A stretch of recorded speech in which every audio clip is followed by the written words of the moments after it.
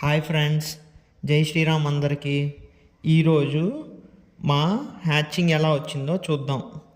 మేము మా పెట్టకు 6 గుడ్లు వేస్తే అందులో 3 పిల్లలను చేసింది. కోడిపిల్ల పుట్టిన 16 గంటల వరకు ఎలాంటి ఆహారం అవసరం లేదు.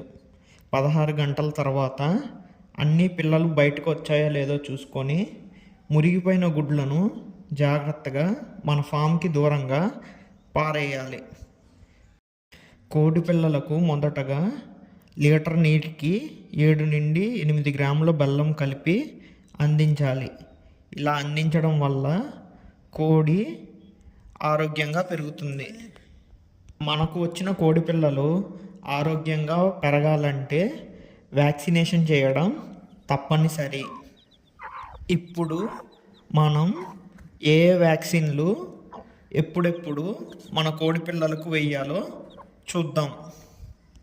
కోడిపిల్ల పుట్టిన మొదటి రోజు మెరాక్స్ వ్యాక్సిన్ మెడ కింద చేసుకోవాలి. ఇలా చేయడం వల్ల మన కోళ్ళకు మెరాక్స్ వ్యాధి నుంచి రక్షణ ఉంటుంది. మన కోడిపిల్ల పుట్టిన వారంలోపు లసోటా వ్యాక్సిన్ చేసుకోవాలి. ఈ వ్యాక్సిన్ కంటిలో ఒక చుక్క, ముక్కులో ఒక చుక్క చేసుకోవాలి. లసోటా వ్యాక్సిన్ ఎలా తయారు చేసుకోవాలి, కోడిపిల్లలకి ఎలా ఇవ్వాలో మనం తర్వాత వీడియోలో చూద్దాం. కోడిపిల్లలకు 2 వారాల లోపు గంబోరా వ్యాక్సిన్ తాగే నీళ్ళలో కలిపి ఇవ్వాలి.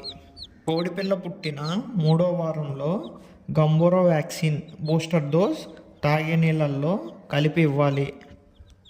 కోడిపిల్ల పుట్టిన 4వ వారంలో లసోటా బూస్టర్ డోస్ ఇవ్వాలి. ఇలా వ్యాక్సినేషన్ చేసుకోవడం వల్ల మన కోళ్ళకు అనేక రోగాల నుండి రక్షణ కలుగుతుంది. ఇలాంటి మరిన్ని వీడియోస్ కోసం మా ఛానల్ని సబ్స్క్రైబ్ చేసుకోండి.